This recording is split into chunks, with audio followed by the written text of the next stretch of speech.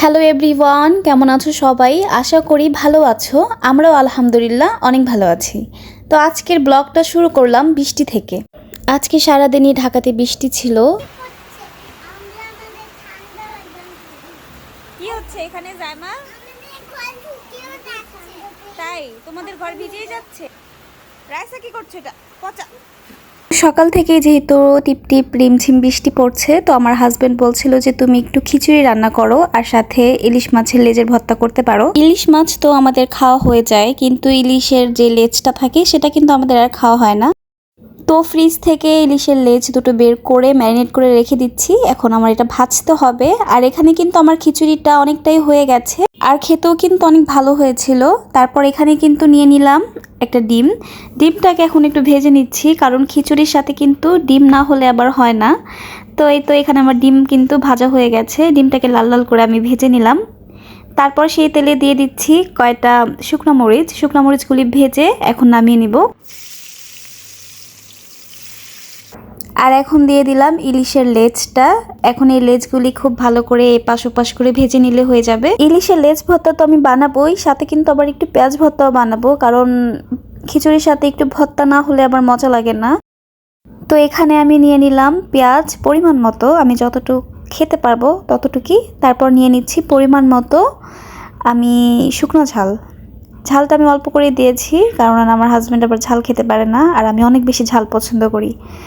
তারপরে এই তো পেঁয়াজটাকে মরিচের সাথে খুব ভালো করে মাখিয়ে ফেললাম। তারপর দিয়ে দিচ্ছি পরিমাণ মতো সরিষার তেল। আর এখানে কিন্তু আমার পেঁয়াজ ভর্তা কমপ্লিট। তারপর একটা প্লেটে আমি এই তো উঠিয়ে নিলাম এই পেঁয়াজ আর মরিচের ভর্তাটা। এখানে কিন্তু আমার ইলিশের যে লেজটা ছিল সেটা আমি খুব কড়া করে ভেজে নিলাম। ভাই হাজবেন্ড খাবে বলে কথা, আমাকে যেহেতু বলেছে ভর্তা করো, তো ভর্তাগুলি তো খুব মজার হতে হবে, তাই না? ইলিশের যে লেজের ভর্তাটা হয় সেটা কিন্তু খেতে অনেক বেশি মজা, কিন্তু বানানো অনেক বেশি কষ্ট। তো আর কি, ইলিশের যেই তো লেজ, তো অনেক সময় নিয়ে কিন্তু আমি ইলিশের এই কাটাগুলি বেছে এখন ভর্তাটা বানাচ্ছি।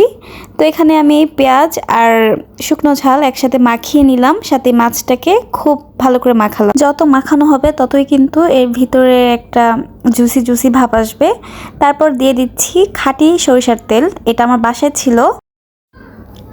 তো হয়ে গেল আজকের পেঁয়াজ ভর্তা আর ইলিশের লেজের ভর্তা। যেহেতু এখন বৃষ্টির দিন, প্রায় আমাদের বাসায় এরকম খিচুড়ি রান্না করা হবে। তো আর কি, হাজব্যান্ড যেহেতু বলেছে যে খিচুড়ি বানাও আর সাথে ভর্তা করো, তোর প্লেটটা যদি সুন্দর করে সাজিয়ে না দিই তাহলে কি ভালো লাগবে?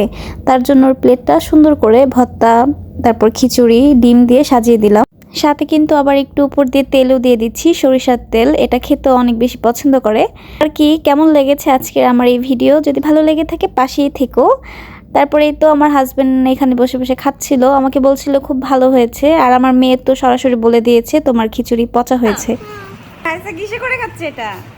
এটা এটা পচা জিনিস রাইসা। কেমন হয়েছে? পচা পচা। পচা তোমার নামটা ভালো না।